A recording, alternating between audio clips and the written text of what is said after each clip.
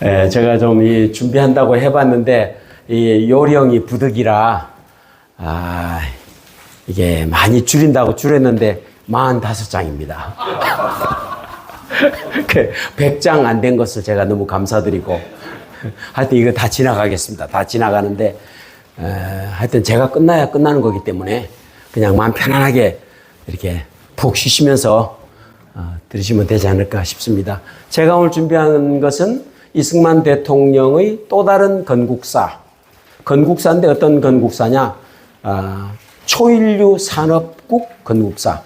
우리나라가 지금 인류 산업국도 갈신갈신 넘어갔죠, 벌써. 그죠? 여러 가지 면에서 벌써 1등을 초과하는 이 초인류라는 말은요, 원래 제가 옛날에 같이 기도회 참석하고 있던 정근모 박사님이 좋아하시는 이 단어가 초인류입니다. 초인류 대한민국 그렇게 얘기를 하시는데 제가 거기서 그냥 따왔습니다. 초인류 산업국 건국사다. 이제 그렇게 말씀을 드립니다. 우리가 지금 좌파들이 하도 시끄럽게 하는 세상이기 때문에 온갖 괴담이 난무합니다. 그렇죠? 괴담이 굉장히 많습니다. 예를 들면 거짓말도 자꾸 반복하면 진짜가 된다. 이게 누가 한 말이라고 혹시 들으셨어요? 예. 근데 게벨스는 이런 말을 한 적이 없답니다. 우리가 잘못 알고 있는 겁니다. 비슷한 게 또 하나 있습니다. 나를 넬슨에 비교하는 것은 맞지만 나는 이순신 장군의 구두끈을 매기에도 부족한 사람이다. 이게 태평양 러일 전쟁에서 러시아 함대를 격파했던 일본의 도고 헤이하치로 그 해군 제독이 그 얘기를 했다고 하는데 그런 말을 한 적이 없답니다. 이 다 괴담입니다. 괴담. 그 다음에 우리가 이 좌파들이 많이 쓰는 괴담이 하나 있습니다. 뭐냐? 근대를 준비하고 있던 착한 조선을 간악한 일본이 멸망시켰다. 이를 회복하기 위해 독립운동가들이 무장투쟁을 벌였고 그 결과 조선이 독립했다. 괴담입니다. 괴담입니다. 우리 독립군은 골목에서 싸우는 정도의 싸움이고 그걸로 이길 수가 없는 거예요. 일본 100만 대군을 만주에 있던 극동에 있는 그 사단을 이길 수가 없는 거예요. 다 괴담입니다. 외교에는 귀신, 경제에는 등신. 누구 얘기하는 것일까요? 이승만 대통령을 그렇게 평을 했습니다. 그렇게 평을 했는데, 요건 이승만에 대해서 나는 아는 게 하나도 없습니다 하는 그런 얘기입니다. 요것도 괴담입니다. 마지막 괴담. 이 나라를 복구하는 데는 최소 100년이 걸릴 것이다. 이렇게 메가더 원수가 더글라스 메가더가 했어요. 근데 이때는 괴담이 아니었는데 대한민국이 이 말을 괴담으로 만들어버렸습니다. 작년도 노벨 경제학상 수상자가 누구냐면 다론 아제모울루, 사이먼 존슨 미국 MIT 교수, 그 다음에 제임스 로빈슨 미국 시카고대 교수 3명이 공동 수상했어요. 그 제목이 뭐냐면 어떤 시스템이 나라를 부흥시키고 어떤 시스템이 나라를 붕괴시키는가. 그게 남한과 북한을 딱 비교해서 쓴 논문이 그겁니다. 이게 노벨 경제학상 수상인데 밑에 보시면 아시겠죠? 이 처참한 왼쪽 그림 사진, 그 다음에 70년도에 10억 불 달성한 거, 그 다음에 있는 게 77년도에 7년 후에 100억 불 달성했습니다. 놀라운 속도죠. 그 다음에 작년에 6,800억 달러 수출을 했습니다. 굉장한 진치입니다. 그래서 사실상 수상자는 대한민국입니다. 이승만과 박정희의 릴레이. 말하자면 광개토 대왕과 장수왕의 릴레이하고 똑같은 겁니다. 이승만은 자유시장 경제라는 휘발유를 준비했고 박정희는 거기다가 불을 질렀다. 그렇게 표현하는 게 정확한 얘기가 될 것 같습니다. 여기 보시면 제가 고등학교 3학년 때인가 2학년 때 역사 공부를 하는데 그걸 배웠어요. 여러분도 아마 기억하실 겁니다. 이인직의 혈의 누라는 거 혹시 기억나세요? 우리 송유섭 선교사님 기억하십니까? 예, 저하고 같이 공부했습니다. 예. 여기 이렇게 돼 있습니다. 저는 이 혈의 누가 이런 소설인 줄 몰랐는데 우리나라 근대 소설의 첫 번째 근대 현대인가 소설이라고 하는 게 이인직의 혈의 누인데 그 내용이 이런 거랍니다. 나라는 양반님네가 다 망쳐 놓으셨지요.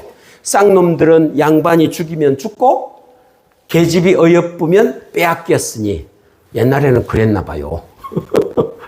그랬는데 우리나라를 여행했던 이사벨라 버드 비숍 여사, 비숍은 남편 성이고 이사벨라 버드 여사가 몸이 아파가지고 배를 타고 의사 처방이 당신은 해외여행을 많이 하세요. 그래서 다니다가 한국까지 왔어요. 뉴질랜드, 호주 이런 쭉 여러 군데를 다니다가 한국을 왔는데 한국 와서 기록해놓은 기행문에 이런 게 있습니다. 양반만 어려운 한문 공부, 과거급제하여 권력과 부를 독식 세습하고 백성을 착취해먹는 나라다. 그리고 우민정치로 자신들의 권력을 지속 가능하게 계속 해먹어왔다. 그게 조선사회를 보는 그 아주 사진 찍어서 보내주는 그런 모습인데요. 그래서 이승만 대통령이 요 얘기를 하는 겁니다. 백성을 교육하지 않으면 나라가 설 수가 없다. 그래서 이승만 대통령이 신학월보라는, 이거 거꾸로 써놨죠? 보월학신이 아니고 신학월보입니다. 예, 신학월보에 이렇게 써놨습니다. 사람이 사람 노릇 못하는 나라에서 나라가 나라 노릇하기 어렵지 않겠습니까? 먼저 사람 노릇하자면 가르치고 배우는 데 있으니 대저 학교는 사람을 만드는 곳이요 또 나라를 만드는 곳이라고도 하겠사오이다. 이렇게 글을 써놨어요. 요 글 써놓은 대로 이승만 대통령은 나라를 운영을 할 때, 경영을 할 때 그대로 하십니다. 예. 그래서 제가 제목을 그렇게 붙였어요. 끼니 걱정하는 주제에 대대적인 교육 투자. 예, 옛날에 제가 학교 다닐 때 대학교를 보고 뭐라고 얘기했냐면 우골탑이라고 불렀습니다. 왜 우골탑이냐? 못 먹고 살면서 소를 팔아서 그걸로 자기 자식들을 가르쳤다. 그래서 대학 건물이 우골탑이라고 불렸습니다. 그렇게 대통령이 그래 놓으니까 학부모들이 다 그렇게 자식들을 그렇게 가르쳤어요. 그래서 우리나라 재헌헌법에 이승만 대통령이 이거 왜 포인트가 안 나오지? 나옵니까? 제16조에 모든 국민은 교육을 받을 권리를 가진다. 초등교육은 의무적이며 무상이어야 한다. 제16조에 그렇게 돼 있고 그 밑에 교육법에 모든 국민은 6년의 초등교육을 받을 권리가 있다. 이렇게 돼 있습니다. 그 다음에 의무교육 완성 5개년 계획. 헌법에 써놓은 거가 다가 아니라 의무교육 완성 5개년 계획을 만들어서 5개년 계획으로 아예 교육을 시켰습니다. 그래서 1959년에 정령 아동의 거의 대부분을 취학을 시켰다. 놀라운 속도지요. 그죠? 대단합니다. 그 다음에 다른 나라에서 해보지 않았던 게 또 있습니다. 뭐냐? 문맹 퇴치 운동을 했는데 해방 당시의 문맹률이 보니까 78%예요. 그래서 투표할 때 보니까 짝대기 하나, 짝대기 둘 이렇게 짝대기 두 개 다 찍으세요. 이렇게 나오니까 그런 식으로 표시하지 말고 우리가 좀 국문을 배우자. 짝대기식 투표 일소하자. 그렇게 할 정도로 했답니다. 그래서 국가 예산이 얼마가 됐겠습니까만은 국가 예산의 17%를 교육에 투자했던 대통령이다. 예, 그 사진들이 나오죠? 여기 어머니가 있고 아기들 모습이 보이죠? 제가 요 정도 됐던 것 같아요. 어머니 왼손 쪽 잡은 요 정도 됐던 것 같아요. 그때가. 예. 그것만 한 것이 아니라 앞으로 산업화해야 되는데 산업 인력을 확보를 해야 되겠다. 그래서 많은 비난이 있었지만 대학 재학생들한테는 입대를 연기 조치시켜줬습니다. 그래서 욕을 많이 얻어먹었어요. 이런 불평등 조치를 하는 바람에. 그 다음에 한국형 MIT, 이승만 대통령이 하버드, 거기 다니시면 바로 옆에 MIT가 있거든요. 뉴욕에.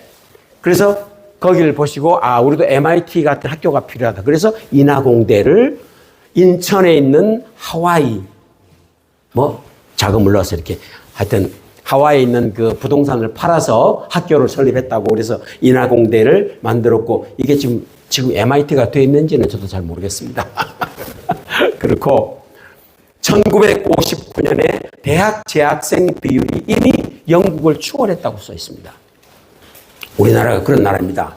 그 다음에 원자력 국비, 뒤에 또 나옵니다만 원자력 국비 유학생 237명을 선발해서 파견했고 왼쪽 테이블을 가만히 보시게 되면 군인과 민간인, 빨간 줄이 군인이고 까만 줄 그 옆에가 민간인입니다. 근데 군인들이 2배나 해외를 많이 갔어요. 그래서 군인들이 그 당시 우리나라 초창기에 굉장한 엘리트였다 하는 것을 주목하시면 좋겠고 그래서 5.16 군사혁명 나고 군인들이 여러 군데 점령을 많이 했죠. 관공서 이런 데 군인들이 많이 갔습니다. 예를 들어서 부산시장도 김현옥 씨가 소장 때인가 잘 기억이 안 나는데 하여튼 소장 때가 서울시장도 군인들이 왔고 다 그랬습니다. 근데 그 군인들이 거의 엘리트였습니다. 거의 미국 가서 훈련받고 그렇게 왔습니다. 우리 김석회 목사님도 군인이셨죠. 예, 그렇게 됐었습니다. 그 다음에 여러분들이 너무나 잘 아시는 제가 지금 산업으로 우리나라를 일구었던, 건국했던 그 역사를 말씀을 드리면서 이승만의 농지개혁을 말씀을 드립니다. 잘 아시지만 남한 농가 200만 호 중에 절반 정도가 소작농이었습니다. 절반 정도가. 박정희 대통령의 부친도 소작농 머슴이었다고 합니다. 예. 풀었습니다, 이걸. 어떻게 풀었냐. 그 당시 그래서 절반 이상, 약 절반 이상을 지주한테 헌납을 해야 먹고 사는. 그러니까 얼마나 가난했어요. 얼마나 가난했겠냐고. 그렇게 살았고요. 북한에서 먼저 무상몰수, 무상분배를 했답니다. 무상몰수, 무상분배. 그러니까 뺏어서 그냥 줬어요. 줬는데 이게 완전 사기입니다. 사기. 이 공산주의자들은 사기를 안 치면 몸이 근질근질한가 봐. 원래 사기입니다. 그래서 이 조선 농민들 1676만 명이 스탈린 앞으로 감사의 서한을 발송했다는 기록이 있습니다. 이게 1948년도에 그랬고요. 그 다음에 여기 보시면 화폐개혁으로 재산 약탈. 이게 보니까 화폐개혁을 하면 재산을 뺏었어요. 그 당시에 보니까요. 교환 한도를 화폐개혁을 해서 700원까지만 줬는데 그때 1,500원이 평균 월급이랍니다. 그러니까 월급의 절반을 주고 나머지를 몰수해버린 겁니다. 재산을 다 몰수해버린 거예요. 보십시오. 연도가 1947년입니다. 북한 정권 수립 전입니다. 그런데 누가 했을까요? 소련에서 한 거예요. 인민위원회를 만들어서 다 한 겁니다. 공식적인 정부 발족 이전에 이미 이런 일들이 다 진행이 된 것입니다.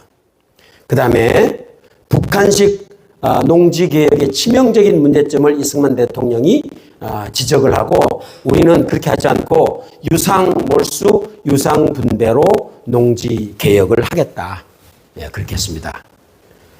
그래서 농지개혁법안이 국회 통과된 게 49년 6월 21일이고 한민당의 지주가 굉장히 많았답니다. 그런데 그 지주가 많았기 때문에 그걸 지연시키려고 굉장히 딜레이를 많이 시켰는데 대통령이 긴급 명령을 내렸습니다. 춘궁기가 촉박하므로 불소한 곤란이 있더라도 만난을 배제하고 개혁을 단행하라. 그때 이승만 대통령 리더십이 대단했으니까 그래서 밀어붙인 겁니다. 경향신문 오른쪽에 나오는 거 보시면 보이죠? 농개법, 공포 확실시된다. 그렇게 돼 있죠. 대통령령에 따라 이미 시행령이 제정되기 전에 통지서가 이미 다 나갔습니다. 이미 해버린 거예요. 그리고 수확량의 30%를 5년간 정부에 납부하면 내 땅이 된다. 그래서 농민들이 대대로 머슴살이하고 소작농 하다가 내 땅을 얻으니까 너무너무 좋아서 비가 오는데 자기 땅 위에서 몸부림치면서 그 즐거움을 나타냈다고 하는 그런 기록들도 있습니다. 얼마나 좋았겠습니까? 자기 땅이 생긴다는 게. 그래서 이게 실질적인 노예 해방을 했다고 그렇게 얘기를 합니다. 근데 이게 효과가 다른 데서 나타난 것이 6.25 때 남한이 점령을 당했는데 북한의 강력한 국민들이 저항을 했던 원인도 농지개혁으로 내 땅을 내가 가지고 있기 때문에 거기에 대한 저항이 굉장히 있었고, 그 다음에 그 이후로 쭉 한국 경제를 이끌어왔던 그 can do spirit, 할 수 있다. 이게 뭐 군대에서만 우리가 하면 된다 뭐 했지만 또 우리 기독교 신앙도 또 대단한 것이었죠. 이때 기독교 신앙이 돌아가지고 그저 기도하고 막 밀어붙이고 했던 그런 것도 있었지만 외부 조건이 그런 것들도 무시 못했다. 이 룰라 대통령 엄청 좌파 대통령입니다. 제가 브라질을 옛날에 방문했었는데요. 룰라 대통령 때 갔는데 그 밑에 산업부 장관 하던 호세프라는 사람이 여자인데 나중에 대통령이 됐어요. 우리하고 사진도 찍고 그랬는데 굉장한 좌파입니다. 그 호세프 여자 대통령은 기관총을 막 여기다 메고 다녔다고 소문을 들을 정도로 그랬는데 이 사람이 그렇게 얘기를 했대요. 야, 브라질처럼 자원이 많은 나라에 왜 절대 빈곤층이 있는가? 응? 한국은 토지개혁을 했는데 우리는 못했다. 이승만의 농지개혁은 인류 역사 최고의 성공작이다. 그렇게 얘기를 했다고 합니다. 예. 식량 녹색혁명은요, 박정희 대통령이 또 굉장히 심혈을 기울였습니다. 그 벽시를 얻기 위해서 이집트까지 국가정보원, 그러니까 뭐죠? 그 당시에는 하여튼 국정원 직원을 보내가지고 벽시를 문익점 선생처럼 몰래 훔쳐가지고 와서 실험을 해보고 안 되는 것도 확인하고 필리핀 가서 IR-8을 가지고 와가지고 또 해서 또 하고, 그래서 결국은 뭐냐? 우리나라가 계속 굶다가, 여러분 저 박정희 대통령 혁명 공약 기억하시는 분 계세요? 저는 그때 중학교 1학년 때인가 그런데 기아선상에 허덕이는 민생고를 시급히 해결하고 그때 그랬습니다. 박정희 대통령이 그걸 딱 자기 사명으로 알고 총칼 들고 나라를 점령을 했으니까 그걸 사명으로 알고 계속 했던 것 같아요. 그래서 필리핀 IR-8을 기반으로 냉해 견디는 품종 개발 성공해서 그 통일별을 맺는 거예요. 그래서 농사를 지었더니 77년도에 660만 톤, 예년의 2배. 그래서 그때부터 쌀 자급자족을 하게 된 역사적인 그런 일이 있었고요. 이건 빨리 하려고 넘어갔네요. 예. 자, 해방 후 경제 상황 보겠습니다. 일본 사람들이 철수했습니다. 전쟁에 지고 철수하면서 그냥 철수한 게 아니고 자기 권한을 10%, 100% 활용했습니다. 어떻게 했냐? 총독부 권한을 가지고 통화 증발했습니다. 필요한 돈을 찍어낸 겁니다. 어떻게 됐겠어요? 물가가 엄청 치솟았겠죠. 도매 물가 지수 변동이 5년간 50배 폭등을 했다고 그럽니다. 그러니 경제가 어떨까요? 경제가 엉망이 버렸습니다. 그래서 송인상 부흥부 장관은 그 당시에 이승만이 픽업해서 부흥부 장관으로 한 요즘은 경제기획원 장관입니다. 앉혔는데 이분이 약소국에, 그러니까 가난한 나라가 어떻게 경제를 성장시킬 수 있는가에 대한 연구를 하고 또 IBRD 은행 가서 근무했던 그 당시로서는 우리가 참 드문 그런 인재인데 이승만 대통령이 픽업해서 부흥부 장관으로 앉히고 이분이 경제 안정을 시켰다고 얘기를 들었습니다. 경제 안정 15원칙에 따라서 강력한 물가 통제를 했고, 여기 보이시는 이런 건국 국채 100억 원, 이 당시 100억 원이면 큰 돈입니다. 100억을 발행을 해서 경제 정책을 시행할 수 있는 자금을 마련했고, 55년도에 한미 잉여 농산물 받아오는 일도 했고, 그런 얘기를 했다고 나와 있습니다. 자, 이승만 대통령의 사상을 한번 보겠습니다. 공산당에 대해서 이승만 대통령은 박사였습니다. 안 그래도 박사인데 공산당에 대해서 이승만처럼 잘 파악하는 사람이 없어요. 이렇게 얘기합니다. 공산당 당부당. 공산당이 옳다, 옳지 않다. 그 얘기를 하면서 재산을 공산당이 얘기하는 것처럼 나누어 가지면 가난뱅이가 늘어갈 수밖에 없다. 두 번째, 자본가를 없애자. 그러면 상공업 발달이 정지될 것이다. 지식계급을 없애자. 그럼 모든 사람이 멍청해질 것이다. 그렇게 얘기하고요. 이승만 대통령이 썼던 감옥에 썼던 독립정신을 보시게 되면 우리는 반드시 세계와 교류해야 된다. 새로운 문물을 나라를 잘 안 보이네. 보존하는 근본으로 삼아야 한다. 그 다음에 외교를 잘해야 한다. 또 자유를 소중히 여겨야 한다. 지금 윤석열 대통령이 배워가지고 자유에 대해서 굉장히 강조를 많이 했죠. 그죠? 예. 제조업, 과학기술이 중요하다. 지금 우리가 생각하는 것만큼 그 20대 약간의 이승만 대통령이 감옥에 앉아가지고 저런 걸 생각을 해내고 썼습니다.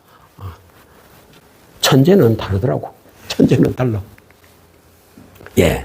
경제개발 계획의 초석은 어떻게 됐냐? 1956년 국무회의에서 군비 증강과 경제 부흥을 강조를 했고, 경제개발 3개년 계획을 60년, 61년, 62년 이렇게 해서 입안해서 산업개발위원회에서 여기 우측에 이제 나와 있는 것은 장면 정부 때 만든 겁니다. 장면 정부의 경제개발 5개년 계획 61년, 66년을 구체화했는데 장면 정부는 오래 가지 못하고 금방 혁명 터졌습니다.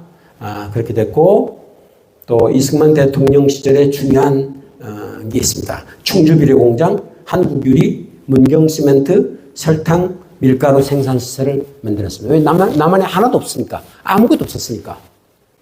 그래서 경제기획원, 우리나라 경제기획원 20년 사이에 이렇게 써놨다고 그래요. 경제개발 계획의 뿌리는 이승만 정부다.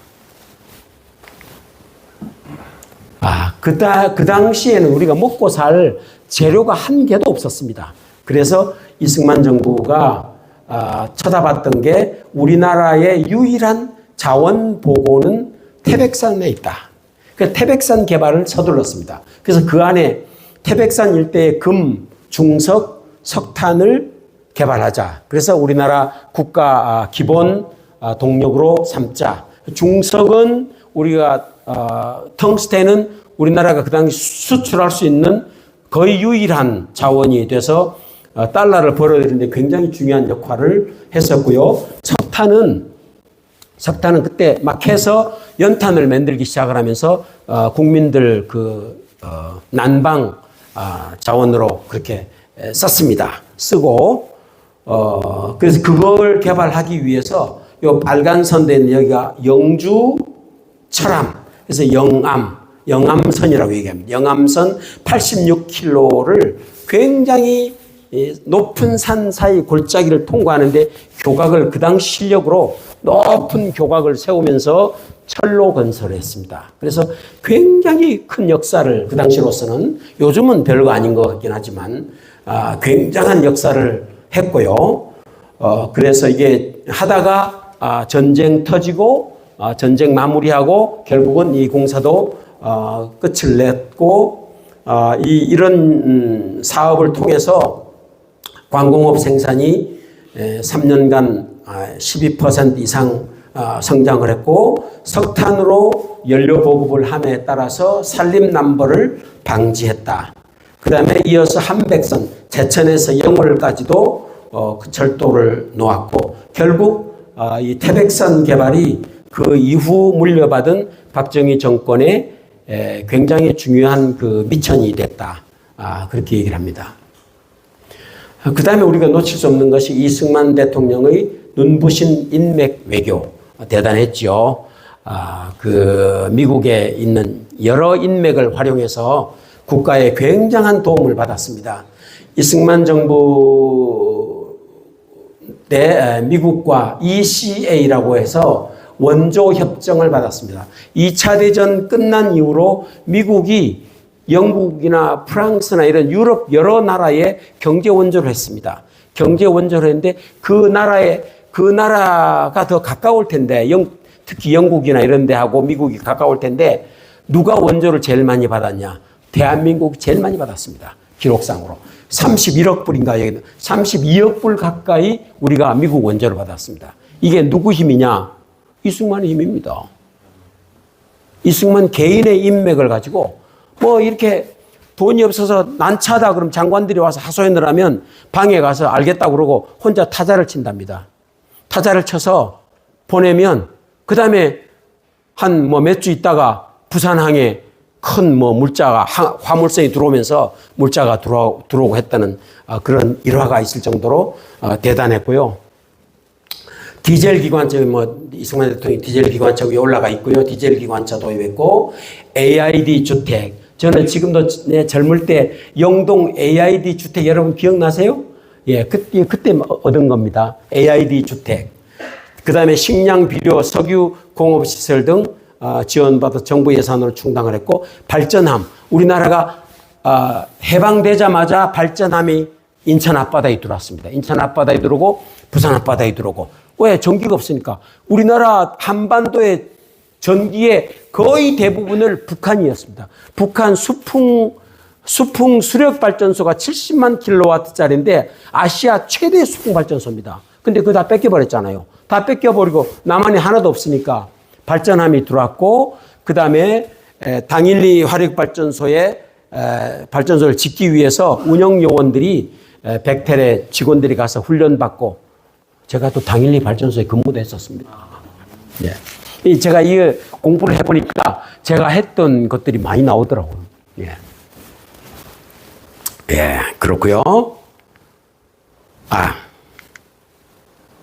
그래서 31억, 여기 32억 불 가까이 돈 받아서 한미 합동경제위원회라는 것을 설치해서 미국과 한국이 앉아서 서로 상의하고 이 대충자금 관리를 했다 그럽니다. 대충자금은 뭐 대충 쓰는 돈이 아니고 이렇게 서로 이렇게 이 매칭 펀드를 우리말로 번역을 하는 게 매칭.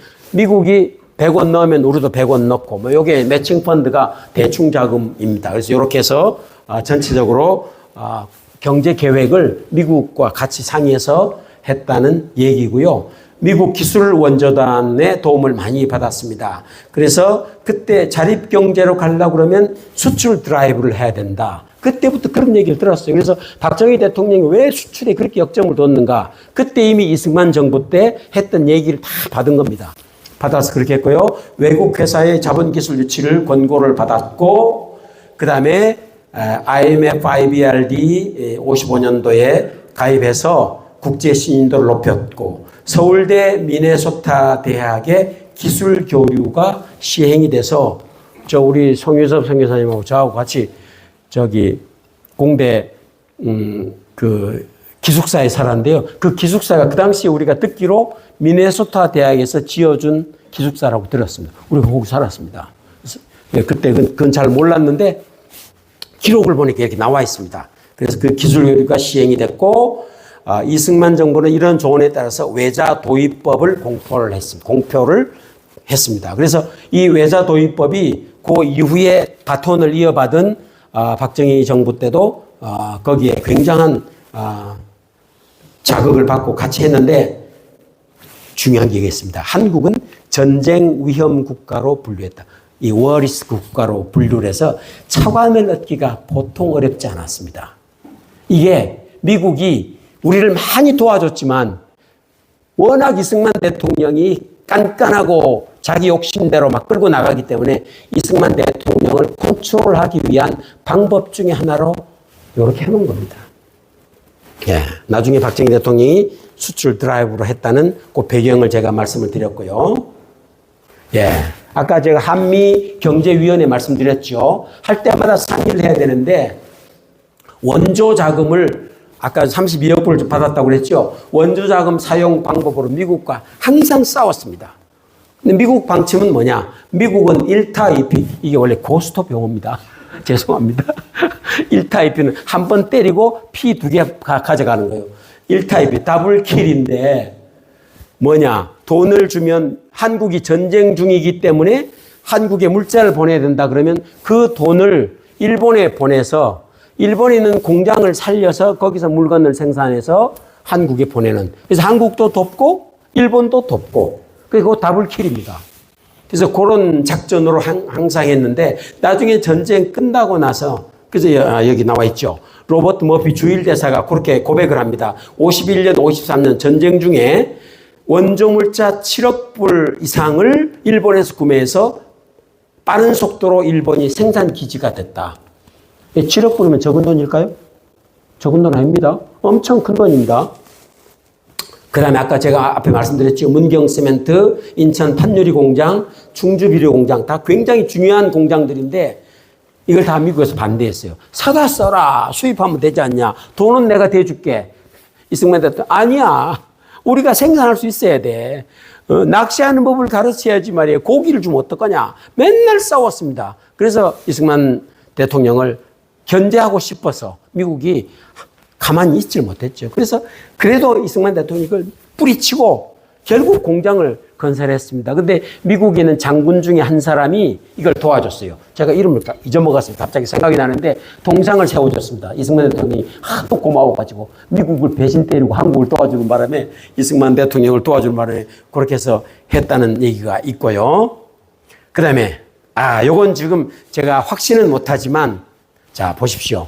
2차 대전 때 영국, 프랑스가 미국한테 무기를 저는 그냥 공짜로 얻었은 줄 알았더니 빌려받았다네. 돈도 빌리고 무기도 빌렸대요. 그래서 그걸 갚아야 된대. 갚아야 되기 때문에 영국과 프랑스와 또 다른 연합국에서 전부 갚았답니다. 미국에다가 갚았는데 제가 가만히 보니까 이번에 여러분들 그거 보셨죠? 젤렌스키하고 이 트럼프하고 하는 거 보셨죠? 저렇게 영수회담을 하면서 저런 험악한 분위기는 처음 봤습니다. 텔레비로 이렇게 보여주는데 야 나라가 힘이 없으면 적골하게 되는 거구나. 저걸 보면서 자 미국에서 젤렌스키한테 아마 너 때문에 지금 우리가 돈을 얼마나 쓴 줄 알아? 그 돈 갚아야 돼. 그래서 결국은 뭐냐 광물법을 가지고 지금 얘기를 하다가 오케이 합의 다 해서 사인한다고 가놓고 결국 사인 못하고 왔죠. 그때 싸우는 장면이었습니다. 싸우는 장면인데 제가 가만히 그 광경을 보면서 뭘 느꼈냐면요. 이승만 대통령이 외교에는 아까 누가 앞에 귀신이라는 말이 안 좋은데 외교에는 신이에요. 앞으로 어떻게 돌아간다는 걸 확 알고 있기 때문에 우리나라 정부 수립하고 난 다음에 정부를 유엔 가서 승인받기 위해서 발버둥을 칩니다. 안 되는 거를 억지로 온 국민들이 기도하시오. 그래가지고 기도하고 장면 씨가 아마 대표단으로 갔던가 기억나는데 장면 씨가 며칠 따라갔죠. 가서 유엔에 가서 그 표결에 응하는데 결국 뭐 긴 얘기를 짧게 하면 우리가 승인을 받았습니다. 승인 받는데 엄청난 기도와 노력으로 승인 받았습니다. 그 승인 받아 놨더니 그게 어마어마한 자산이 된 겁니다. 어떻게 자산이 됐냐? 북한이 남침했습니다. 남침했더니 유엔이 뭐라고 얘기합니까? 우리가 승인을 받았을 뿐인데 유엔은 이렇게 봅니다. 시각이. 우리가 세운 나라인데 왜 쳐들어와? 이렇게 된 거예요. 그래서 16개국이 참전하고 또 다른 여러 나라들이 도와주고 제가 볼 때는 앞으로 우리가 미국이 엄청나게 도와줬는데 전쟁 비용을 물어내라고 할 싹을 아예 처음부터 이승만 대통령이 없앤 것 아니냐 저는 그런 생각을 해봅니다. 돈이 중요하죠. 뭐니 해도 머니가 중요합니다. 머니를 어떻게 준비했을까? 62년도에 박정희 대통령이 5.16 혁명 딱 하고 나서요. 제가 중학교 2학년 때인가 1학년 때인가 잘 기억이 안 나. 2학년 때인 것 같은데. 화폐개혁을 했습니다. 10환을 1원으로 한다. 화폐개혁을 딱 했어요. 그때는 화폐개혁이 뭔지를 몰라가지고 학교 가서 선생님한테 얘기 들어보니까 화폐개혁하면 돈 가치가 없어져. 그러니까 물건이 중요한 거야. 그래가지고 그렇게 선생님한테 듣고 바로 집에 가가지고 어머니한테 그래서 엄마 저기 돈이 중요하지 않대. 그러니까 뭐든지 사와야 된대. 그러니까 엄마가 시장 갔더니 막 파리채도 사오고 막 어린데 그런 기억이 납니다. 하여튼 통화개혁을 그 경제개발 기금을 마련하기 위해서 화폐개혁을 했는데 결국은 실패했습니다. 실패했는데 이런 얘기를 해요. 그 중에 목표 중에 하나가 화교들을 없애기 위해서 제가 이걸 보면서요. 요즘 세태하고 많이 반추가 되더라고요. 화교 세력을 약화시켜야 되겠다. 화교들 가지고 있는 돈을 털어내서 이게 양성화시켜서 경제개발에 쓰려고 그랬는데 결국 실패하고 말았고요. 박정희 대통령이 이렇게까지 통화를 했대. 20원으로 우동과 짜장면을 20원으로 인하해라. 왜? 왜 그랬을까요? 화교들 세력을 억누르기 위해서. 중국 사람들 안 된다. 그래서 부동산도 살라 그러면 허가받아라. 너희들 마음대로 못 산다. 그때 엄청나게 화교들을 억압을 해가지고 결국 다 우리나라 화교들이 그 당시에 다 밖으로 나가버리고 없었습니다. 근데 최근에 우리나라를 엄청 장난치고 부정선거 뭐 이런 얘기들이 굉장히 많죠.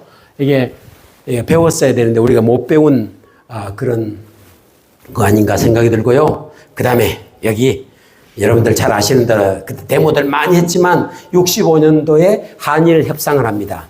왜? 경제개발 그 자금이 필요하니까. 3억 불 무상자금, 3억 불은 그냥 먹고 떨어지는 것이고 2억 불 정부 차관, 3억 불 상업 차관. 그래서 8억 불을 땡겨옵니다. 8억 불은 돈이 얼마나 되냐? 일본이 가지고 있는 외화의 절반. 적어요? 많아요? 엄청 큰 돈입니다. 우리나라 국가 예산에 거의 맞먹는 수준의 돈을 박정희 대통령이 땡겨왔습니다. 땡겨와서 이게 어디에 쓰였냐? 뭐 여러 자재 도입하는 데 많이 썼지만 특히 중요한 것이 포철 건설하는데 24%를 썼다고 합니다. 예, 여전히 돈 얘기입니다. 1972년에 83 사채 동결. 저는 그때 돈이 없어가지고 사채 동결 당하지 않았습니다. 돈 있는 사람, 이자놀이 하던 사람들이요, 엄청나게 욕받습니다. 사채 동결 조치해가지고 왜 그랬을까요? 기업들이 보니까 이자 갚느라고 경영이 안 되는 거예요. 박 대통령이 그걸 보고를 받았습니다. 예, 이래서는 안 된다. 그래서 이게 민주주의 국가에서는 할 수 없는 짓을 박통이 한 겁니다. 사채 동결 조치해서 어느 날 갑자기 3년 거치 5년 분할 상환. 어떤 사람 늙어 죽었겠죠. 그 사이에 8년 동안. 그렇게 했고 이 조치로 말미암아 대기업 탄생 토양이 마련이 됐다. 이것 때문에 10월 유신도 하게 됐다. 그런 얘기를 합니다. 왜냐? 중화학공업은 10년이 걸린다. 짧게 끝나는 게 아니다. 그래서 내가 좀 더 있어야 되겠다. 그렇게 했고요. 그 신문에 이제 오른쪽에 위에 사채 동결 뉴스 나와 있죠. 그 다음에 전두환 대통령이요, 일본에다가 느닷없이 81년도에 돈 100억 불 좀 빌려주시오. 그래가지고 결국 60억 불 빌렸습니다. 근데 그게 적은 돈 아니에요. 뭐라고 얘기했냐? 야, 전두환도 보통 사람 아닙니다. 너희들 안보를 우리가 지켜주고 있는 건 모르냐, 아냐? 우리가 지켜주고 있지 않냐? 그러니까 우리가 잘 살아야 되기 때문에 너희들 안보에 문제가 없으려 그러면 돈 빌려주라.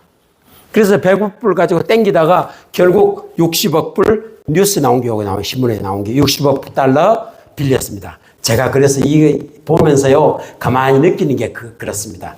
일본 참 불쌍하다. 일본을 우리는 참 원수로 알고 뭐 어쩌고저쩌고 얘기하는데 지나고 보면 참 불쌍해요. 왜냐? 고종 때 구한말 조선의 예산의 몇 배 되는 돈을 빌렸습니다. 고종이. 빌려 갚았을까요? 안 갚았을까요? 안 갚았어. 떼먹었어.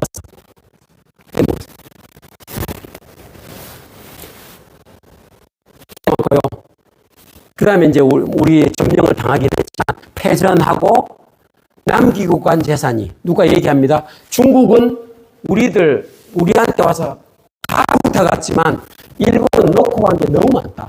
그래서 귀속 재산이라고 얘기하는데 거의 북한 땅에 있지만 그 막대한 재산을 놓고 가서 우리나라 모든 기업들이 그 당시 일본이 남겨놓고 간 그 기업에서 씨앗이 돼가지고 큰 기업을 일군 기업들이 굉장히 많다. 그 다음에 국교 정상화하고 아까 얘기했던 박정희 대통령이 8억 달러 땡겨온 거. 그 어마어마한 돈인데 그것도 털렸습니다. 일본이 우리한테. 중요한 또 있습니다. 1985년에 플라자 협상을 했는데 미국이 하긴 했어요. 미국이 가만히 일본을 보니까 자동차고 반도체고 가전제품이고 전 세계에서 일본은 이길 자가 없잖아요. 미국이 보니까 이게 안 되겠다. 일본 가만두면 안 되겠다. 그 안에 또 다른 숨은 얘기가 있습니다. 그건 나중에 얘기하기로 하고. 안 되겠다. 일본을 무릎을 꿇려야 되겠다고 생각을 해가지고 플라자 협상이라는 걸 합니다. 플라자 호텔에서 협상을 해서 일본 환율을 절반으로 꺾어버립니다. 그러면 일본은 원래 1달러에 얼마로 시작을 했냐면요. 메가더 원수가 사령관일 때 가서 그랬답니다. 환율을 어떻게 할까요? 사령관이 그랬더니 메가더 원수가 자다가 환율? 그거 어떻게 하지? 1달러에 몇 엔으로 하면 맞는 거지? 엔이 무슨 뜻이야? 엔이? 엔은 서클입니다. 원입니다. 그래? 그러면 원은 360도니까 1달러에 360엔 하지 뭐. 이렇게 시작했다.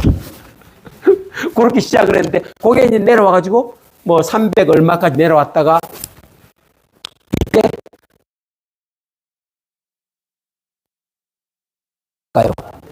수출이 팍 꺾입니다. 근데 우리나라가 재미본 게 있어요. 뭐냐? 이때 마침 우리나라가 삼성전자가 출발해서 물건을 만들어서 팔아야 될 거 아니에요. 팔아야 되는데 판로가 있을까요? 없을까요? 없지. 일본이 꺾이는 바람에 삼성전자가 살아났어요.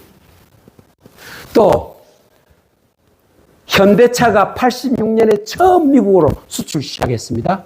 85년에 환율이 꺾이는 바람에 현대차 포니가 미국에 수출할 수 있는 룸이 생겼습니다. 우리나라가 살아난 이유가 그건데 제가 그래서 일본을 가만히 보니까 일본은 참 불쌍하다. 한국하고 계속 붙으면 계속 당한다. 앞으로 한 번 더 받아먹을 게 있습니다. 뭔지 아세요? 임진왜란 했잖아요. 임진왜란 가면 받아먹어야지. 아직 안 받아먹었어 우리가. 농담입니다. 안 웃으니까 내가 당하게 되네. 네, 여러분들 잘 아시는 서독 간호사 베트남 파병. 네, 여기 88 올림픽은 뒤에 있는데 제목이 붙어 있네요. 너무나 잘 아시는 얘기들이죠. 쭉. 예, 그냥 넘어가겠습니다. 시간이 많이 없으니까 제끼겠습니다. 우리나라 경제 성장하는데 굉장히 큰 역할을 했던 두 가지 큰 상황이었고요. 예, 88 올림픽도 대단했습니다. 전두환 정부가 정통성에 문제가 생겨서 집권을 했더니 나라가 난리를 쳤습니다. 데모하고 난리를 쳤어요. 그 분위기를 뭘로 잠재웠냐? 88 올림픽으로 잠재웠는데 그때 거의 우리나라는요. 바덴 가서 투표를 봤는데 그때 보니까 정주영 씨하고 가서 기록을 보니까 굉장했더라고. 왜냐? 우리를 지지하는 서울올림픽을 지지하는 나라는 하나 정도 나오고 나머지 50몇 표, 70몇 표는 거의 나와야 해요. 그런 것을 판세를 뒤집어 버렸습니다. 뒤집어서 압도적인 차이로 우리나라가 유치를 하게 됐고 거의 희망이 없는데 우리가 했고요. 그 직전에 나라 시끄러운데 6.29 선언을 통해서 국내 정치 상황을 바꿨고 이게 올림픽 준비한다고 서울이 완전히 깨끗하게 됐고 그 다음에 여러분들 기억하실지는 몰라도 12년 만에 공산권이 분리되고 자유세계가 분리된 상태로 올림픽이 벌어지다가 서울올림픽에 모처럼 12년 만에 통합올림픽을 했습니다. 그래서 대규모 참여하는 대회로 성화됐고 우리나라 이미지가 88 올림픽을 통해서 분단국, 전쟁하는 나라, 맨날 5.16 혁명이 일어나고 전두환 정부 1.212 사태 벌어지는 그런 불안한 나라에서부터 우리나라 이미지를 완전히 바꾸는 그런 계기가 됐고요. 이건 우리하고 상관이 없는 거지만 제가 그냥 써놔봤습니다. 81년도 바덴에서 결정했는데 이거 지나고 독일 통일로 이어졌다. 이 올림픽 끝나고 소련이 붕괴하고 소련이 연방 해체돼 버렸다. 오늘 지각 변동이 났던 겁니다. 그래서 이 서울올림픽도 굉장히 큰 사건이었다. 경부고속도로 이게 사실 앞에 나왔어야 되는데요. 1970년에 68년도에서 70년에 만들어졌고 77명이 죽었습니다. 건설하느라고 430억 들어서 1킬로에 1억이 돈이 들었다고 얘기를 하고 비용이 일본의 8분의 1이 들어왔다. 이건 왜 만들었는가 서도 얘기는 여러분들 다 잘 아시는 얘기고 박정희 대통령이 거의 단독 드리블 했다. 그 다음에 정주영 회장이 도왔다. 미군은 지금도 통행료를 안 낸다네요. 왜냐? 건설할 때 미군 자재를 갖다 쓴대요. 그래서 지금도 미군은 면제를 해준대요. 여기 보시면 우리나라는 도로를, 이 왼쪽 그림은요, 예, 여기 정인복 권사고요, 여기 접니다. 로마 길입니다. 로마 길이고, 여기 길을 확대하는 것인데, 요 표시가 뭔지 아세요? 요 표시가? 옛날 로마에 요 야광석 있죠? 길에 요 야광석이 깔려있어요. 로마가 얼마나 길을 중시하고 길을 만들었는가 하는 거를 제가 표시하려고 써놓은 것이고요.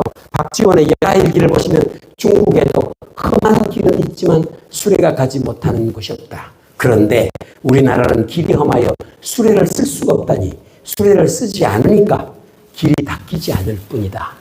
길이 없는 것을 한탄했던 열아일기 박지원, 지금 나와 있는 박지원 말고 옛날 박지원. 예, 그 얘기입니다. 이건 준공식 하는 장면이고요.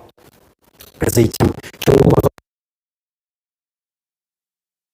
김영삼, 김대중이 길바닥에 들어 누울 정도로 반대했던 시간이 다 갔다고 지금 사인이 들어오네요. 예. 오늘 대기 꼭 가셔야 됩니까? 예. 포스코. 예. 빨리빨리 가야겠네. 제가 다른 거는 그냥 지나가고요. 이렇게만 얘기할게요. 첫 해 흑잔했습니다. 첫 해. 이게 어떤 규모냐? 230만 평의 공장이 21개입니다. 일관 공장이니까 철광석에서부터 쭉 해서 완성품까지 21개가 나오는데 작전을 어떻게 했냐? 제일 마지막 것부터 공사를 했어. 후방건설. 그래서 제일 마지막 거 비완성품 가지고 와서 여기서부터 21번째 거 돌려서 팔고 돈을 만들어서 그 다음 앞에 것도 만들고. 꾀가 많죠? 한국 사람들이 원래 꾀가 많아. 그렇게 해서 만들었고요.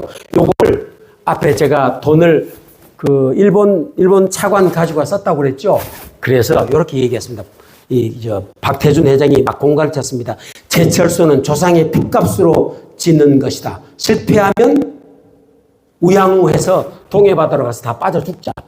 그렇게 하고 막 몰아붙였어요. 직원들을 막 몰아붙이고 돌관 작업, 밤새 작업. 그래서 거의 쉬지 않을 정도로 돌관 작업에서 결국 제가 뭘 말씀드리고 싶으냐. 73년 6월 9일 날 준공했는데 얼마 안 있다가 서귀파동이 났습니다. 이거 아찔하죠. 여러분, 서귀파동 준공하기 전에 서귀파동이 났으면 어떻게 됐을까요? 이거 준공 못하고요. 그냥 서귀파동이 강물에 떠내려가는 프로세스가 됩니다. 다 끝나는 거예요. 이렇게 밀어붙이니까 일이 되는 거예요. 그래서 화를 복으로 바꿨다. 예.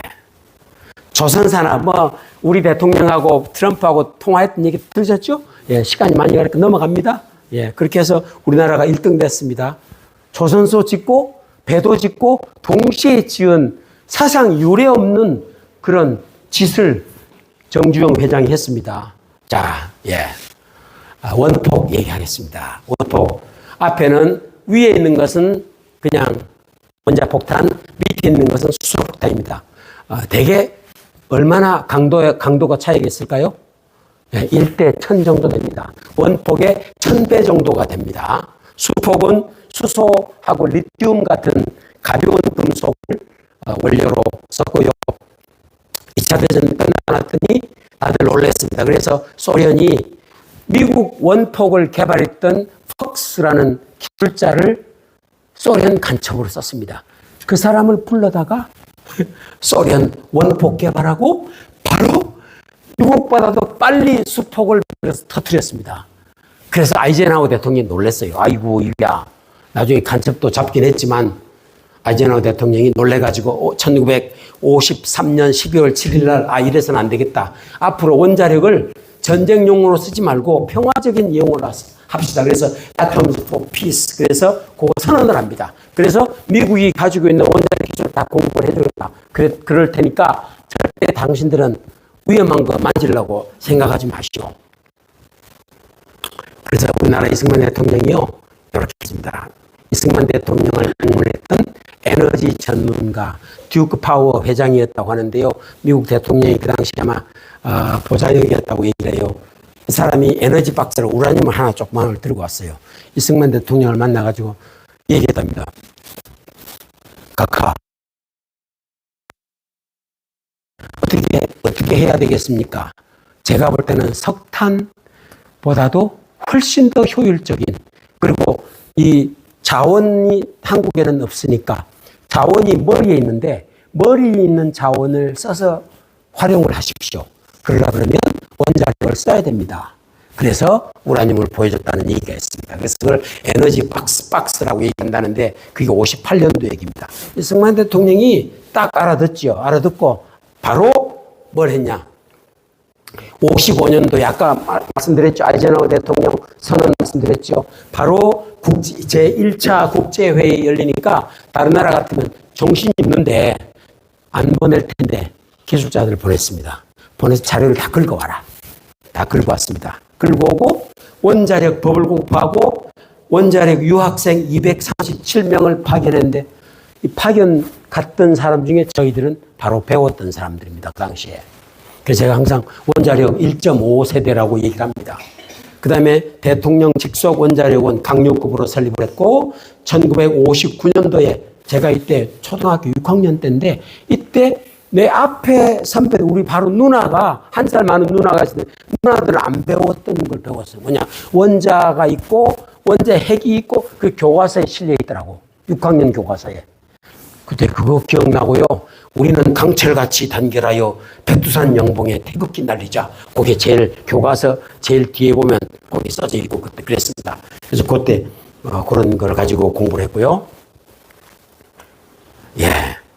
1959년에 원자력 연구소 해필 3월 1일 날 날짜를 맞춰서 설립을 했습니다. 왜 3월 1일이냐? 우리가 일본을 이겨야 된다.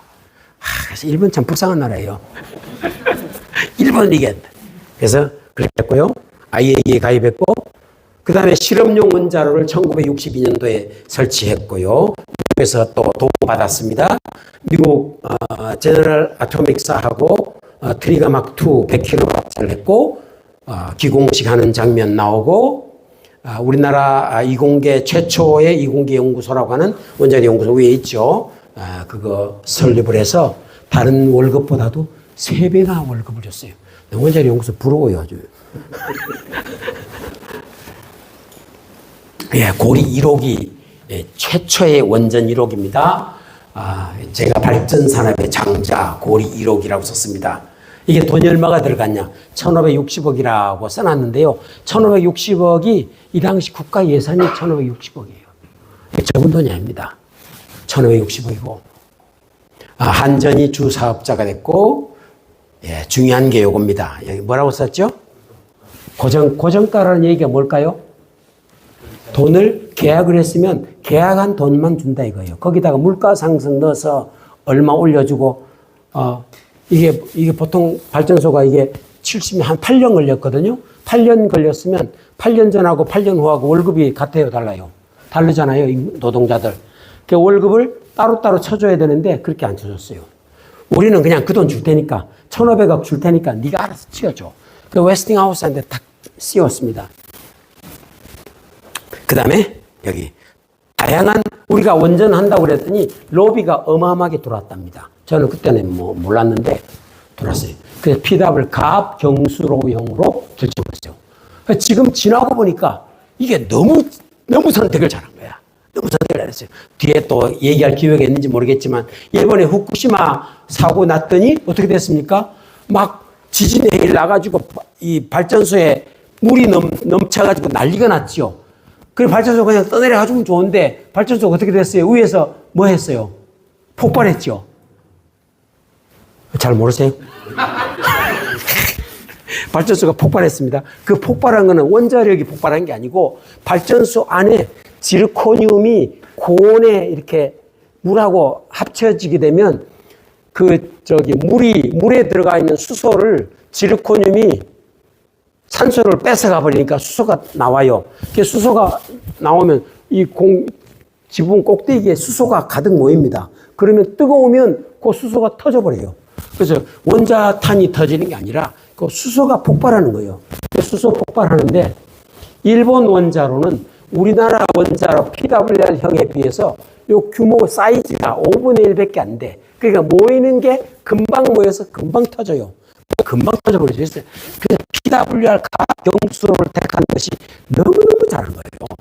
이때 한전에서 그 모인 사람들이 원자력을 전공도 안 한 사람들이 전기과 나오고 전자과 나오고 그 몇 사람들이 앉아가지고 이것저것 자료조사하고 밤새 공부해가지고 정한 게 그겁니다. 아까 제가 말씀드렸죠. 고정가 계약을 하니 68년도, 69년도에 계약을 했는데 73년도에 무슨 일이 있었다고 그랬죠?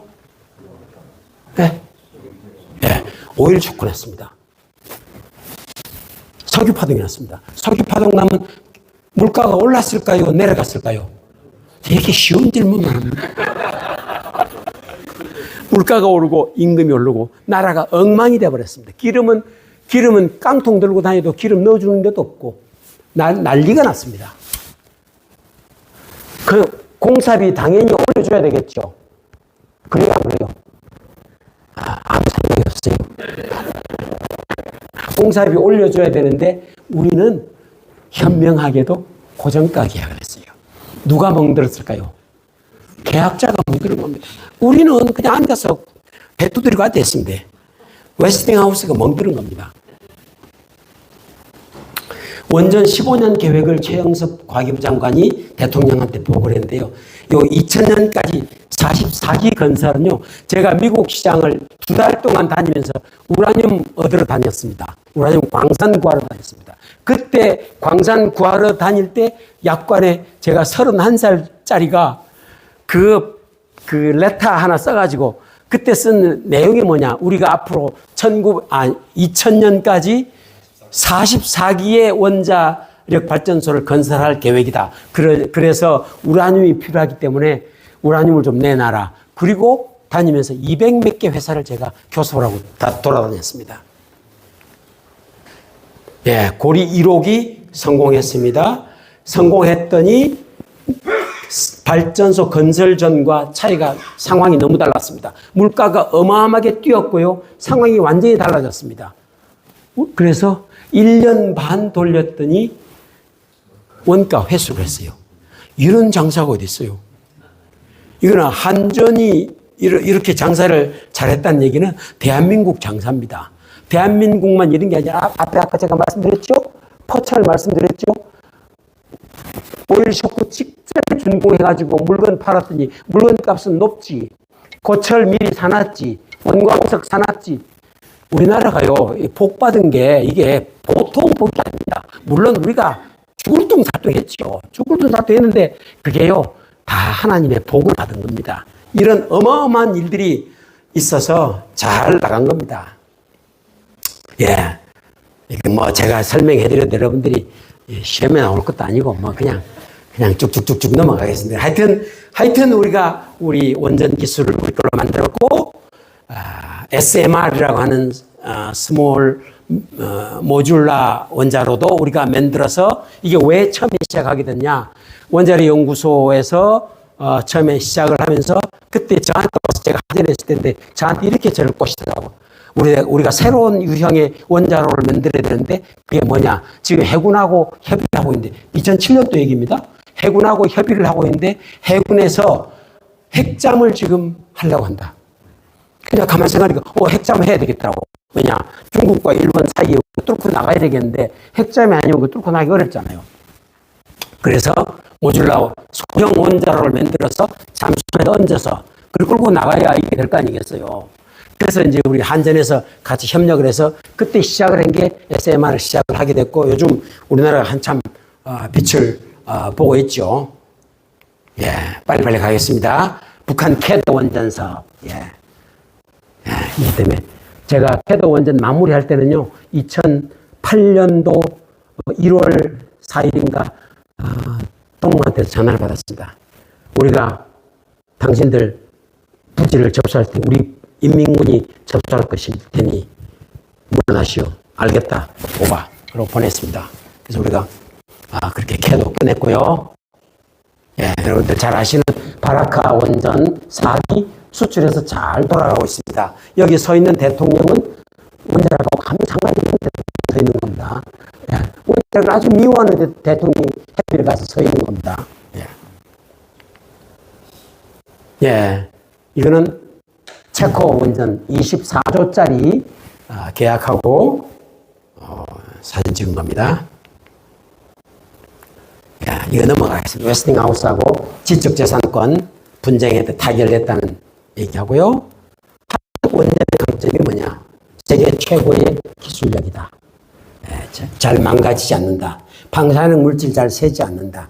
방사능 물질이 셀 확률이 1천만 분의 1이다. 그 정도면 안전한 거죠? 예, 어마어마하게 안전하다.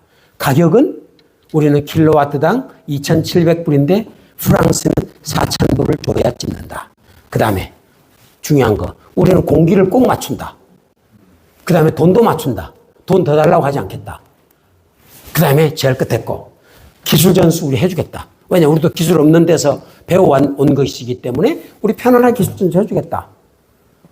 그래 제가 우리 후배들한테 그랬어요. 야, 기술 전수 다 해주면 우리 나중에 뭘 먹고 사냐 그랬더니 기술 전수 해줘도 할 줄 몰라요. 예, 문재인 정부가 어리석게도 탈원전 정책했습니다. 후쿠시마에서 원전 사고로 1,368명이 죽었대요. 저거 완전히 괴담입니다. 원전 사고로 1,368명 죽었다고 하는 건 괴담입니다. 저거 뭘로 죽었냐? 지진에 일어나서 죽은 겁니다. 지진에 일어나서. 지진에 일어나서 발전소에 해가 있을까봐 담장을 5m 높이로 쌓았습니다. 지진이 바닷속에서 강도 9로 났는데 지진 해일이 얼마 높이가 왔냐?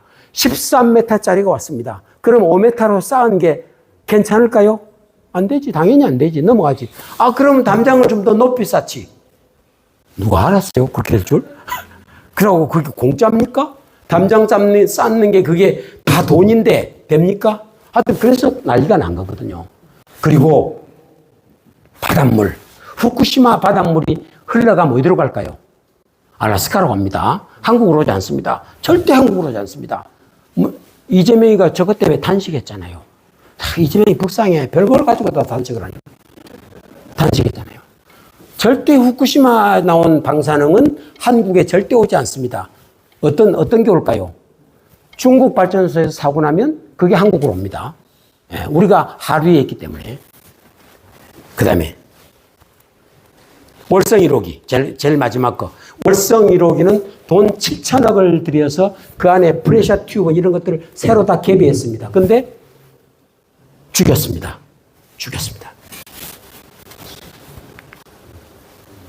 예, SMR 넘어가겠습니다.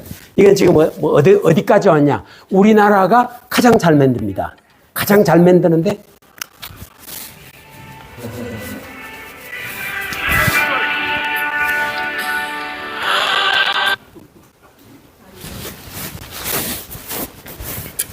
잘 만들어서 어디까지 왔냐?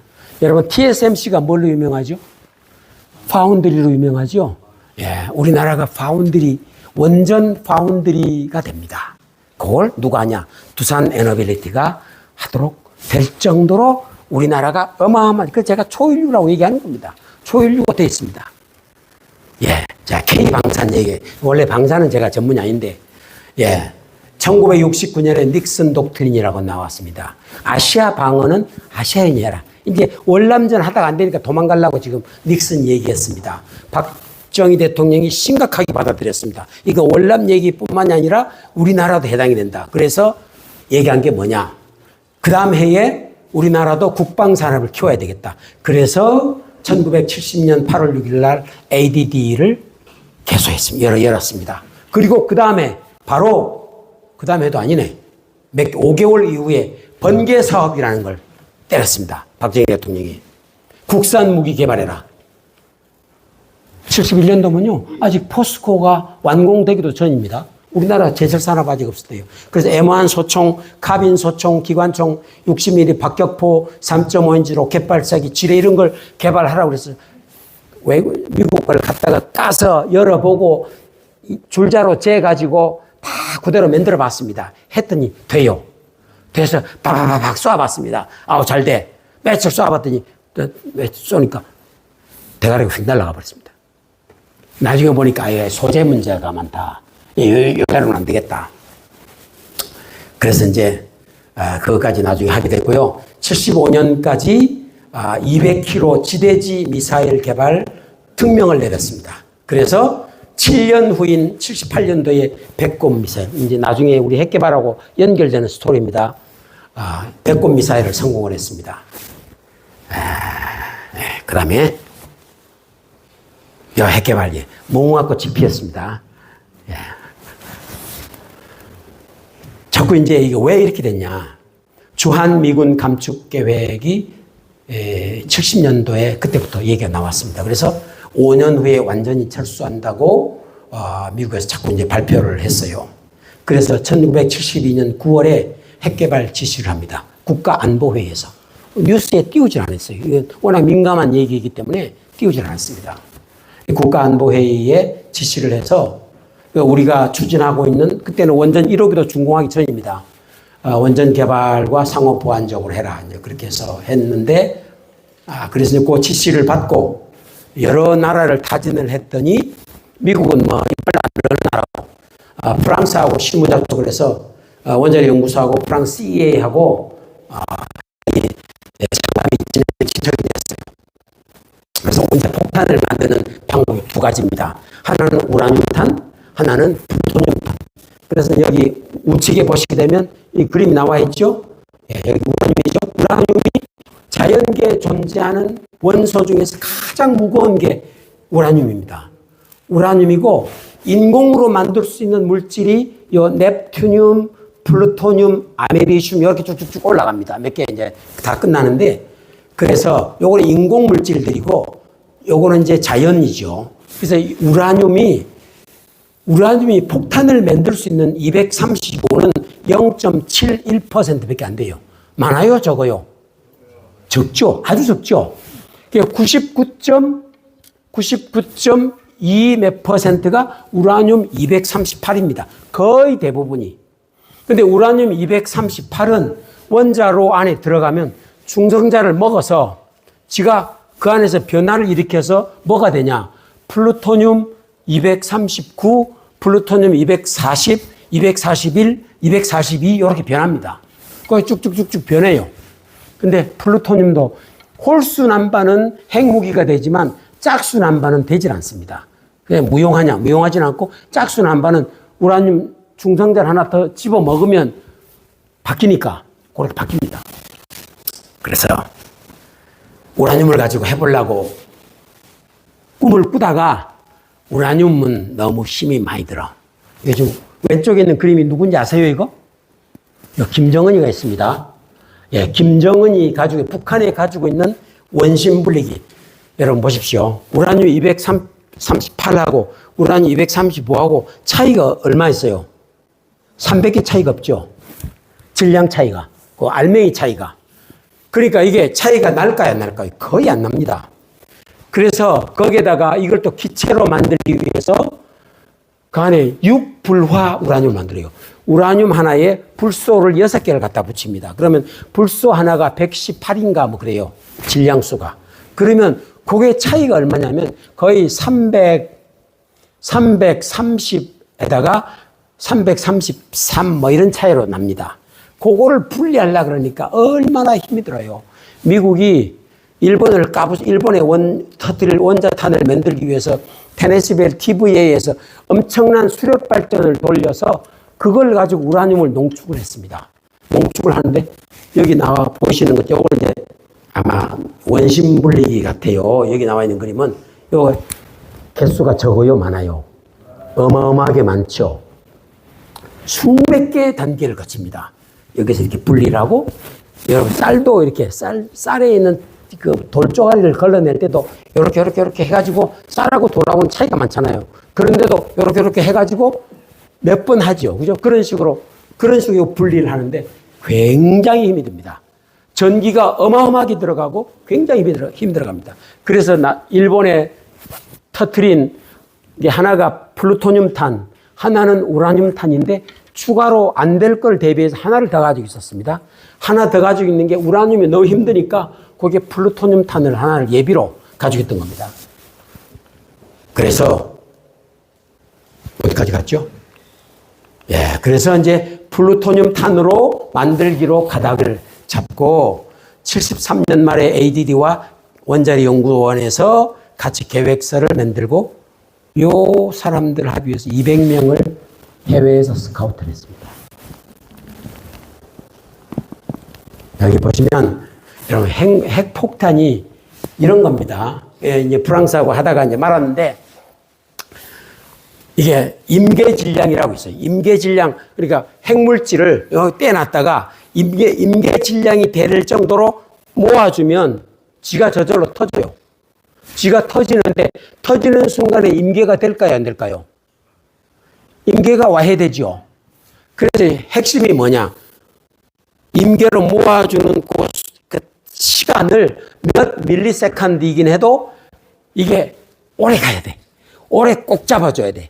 그래서 장치가 무슨 장치가 필요한 여기 왼쪽에 동그란 그림이 있죠? 안으로 모이죠. 그죠? 여기 이제 내폭장치라고 얘기합니다. 내폭장치. 밖에다 힘이 센 걸로 둘러싸고 안에서 내폭을 시킵니다. 근데 이 내폭장치가 굉장히 만들기 어려운 것이 한쪽이 힘이 약하든지 크든지 그래버리면 그쪽으로 터져나가 버립니다. 그래서 그 360도 뺑 돌아가는 그 내폭장치에 그 들어가는 그 속도가 폭발돼서 압축하는 속도가 엄청나게 균일한 속도로 들어가줘야 돼요. 여기 균일하게 들어가죠? 보시면 균일하게 들어가야 돼. 안 그러면 한쪽으로 뻗 나가 버립니다. 그게 아주 기예요. 그래서 이제 그런 것들을 하기 위해서 여기 오른쪽에 있는 그림은요, 카나다 중수형 원자로 모형같이 생겨서 제가 그림을 넣어놨습니다. 이것은 뭐냐면 카나다 중수형 원자로는 아마 유튜브에서 여러분들 많이 보셨을 겁니다. 그게 원전을 플루토늄을 뽑아낼 수 있는 재료가 된다고 하는데 이 카나다 중수로는 특이하게도 다른 경수로는 1년에 한 번씩 아니면 1년 반에 한 번씩 이 원자로 해치 뚜껑을 열어서 끄집어내서 새로 재배치하고 새 연료를 집어넣습니다. 그래서 한번 뚜껑 닫으면 봉인돼 버려요. 근데 캔두 중수로는 매일 8개씩 집어넣습니다. 구멍마다. 이렇게. 구멍마다 다 넣는 것은 아니지만 딱 골라가지고 매일 집어넣습니다. 매일 타고난 연료가 빠지고 매일 새 연료가 들어갑니다. 그래서 재료를 빼내기가 너무 좋다는 거예요. 그래서 전략적으로 중수로를 우리가 선택해서 것 아니겠는가 그런 생각도 해봅니다. 예, 64년도에 인도가 핵실험 성공했고 파키스탄이 자극을 받았고요. 그 이후로 미국 CIA에서 한국에 밀착 감시를 하기 시작을 했습니다. 그래서 이제 1975년 8월 19일 날 미국 대사가 우리 정부에 와서 우리가 만들려고 하는 재처리 시설을 포기해라 압박을 하기 시작을 합니다. 그해 8월 27일 날 일주일 후쯤 되죠. 미 국방장관이 와서 박 대통령한테 찾아와서 포기각서 받아갑니다. 왜냐하면 이게 농축 설비와 재처리 설비는 이게 sensitive facility라고 얘기합니다. 민감한 기술이다. 민감한 설비다. 재처리와 농축은 폭탄으로 연결되는 굉장히 민감한 설비가 된다 그래서 거기에 sensitive라고 많이 붙습니다. 그래서 이번에 제가 그 문자 날린 거에도 보면 미국 DOE라는 게 Department of Energy, Department of Energy에서 sensitive라고 얘기하는 것은 거기 핵하고 연결되는 스토리입니다. 받아가고 그래서 프랑스하고 진행하던 그 시설 도입한 것도 파기하기로 되어 있고요. 요 카터 대통령이 그 뒤로 등장을 했는데 이 사람이 또 미군을 빼겠다고 그랬어요. 근데 카터 대통령은 조지아 공대에 핵공학과를 나왔어요. 그런데 반핵주의자입니다. 너무 재밌어요. 너무 재밌어. 그래서 미군 철수하겠다고 그러니까 박정희 대통령이 또 도박을 합니다. 그래서 76년 말에 다시 은밀하게 지시를 합니다. 다시 해야 되겠다. 북한은 이때 소련과 중국에 가서 기술을 습득을 해왔고요. 76년 12월에 핵연료 지시에 따라서 핵연료 개발공단을 만들었고 핵연료 가공 시설을 착공을 했습니다. 이게 제 마지막 직장이 여기였습니다. 그 다음에 78년도 9월 26일 날 미사일 배꼽 쏘는 거 보이시죠? 미국이 긴장을 했습니다. 아, 이 사람들이 장난치는구나. 그렇게 했고, 그 다음에 자체 설계로 81년에 연구용 원자로 건설했습니다. 이것은 연구용 원자로라고는 불렀지만 사실은 플루토늄 생산을 하기 위한, 플루토늄도 아까 제가 말씀드렸죠? 플루토늄 239, 240, 241, 요게 이제 폭탄이 되는 재료를 최대로 뽑아낼 수 있는 그 계산을 해서 생산할 수 있는 원자로를 만들었던 것이고요. 플루토늄 생산 목적입니다. 그랬더니 대사관에서 긴장을 해가지고 과학 무관을 대사관에다 배치를 했습니다. 자, 그런데요. 79년 9월 10일 날 YS가 박정희 정권 타도 선언을 하고 제명을 당합니다. 돌연 이런 일이 벌어졌습니다. 그리고 얼마 안 있다가 10월 26일 날 박 대통령이 흉탄에 쓰러집니다. 이런 것들이 저는 우연으로 보질 않습니다. 다 연결된 스토리로 봅니다. 그 미 대사관의 그 뒤로 여러 가지 바쁘게 움직이는 그런 기록들이 많이 있는데 제가 가져오진 않았는데 뒤에서 굉장한 작업을 하지 않았을까 그런 생각을 해보고요. 그런 생각을 해보면 이승만 대통령이 있었다면 어떻게 했을까? 아마 박정희 대통령보다는 굉장한 외교에는 신이었기 때문에 여러 가지 아마 방법을 더 쓰지 않았을까? 예를 들면 이승만 대통령은 반공포로 석방하고 반공포로 석방 빵 터뜨리고 가만히 있지 않았어요. 빵 터뜨리고 편지를 씁니다. 편지를 써가지고 미국의 그 유명한 신문제 언론 재벌이 있어요. 허스트라고. HEARST라고. 허스트 재벌이 있습니다. 허스트한테 편지를 썼습니다. 편지가 아니라 그 사건에 대한 전말. 내가 왜 반공포로 석방했고, 왜 했고, 앞으로 어떻게 되고, 내 요구 조건은 무엇이고, 딱 써서 보냈습니다. 보내니까 허스트가 딱 보고는 미국 언론에다 다 돌렸습니다. 미국 언론이 한꺼번에 뺑 돌아서요. 이승만 편이 돼버린 겁니다. 이승만 대통령은 이게 아주 도사예요. 이런데 아마 그런 술수가 지혜가 작용했다면 조금 더 박 대통령 같이 이런 비운의 박 대통령이 되지 않고 좋은 결과가 나지 않았겠나 그런 생각을 해봅니다. 네, 이상 마치겠습니다.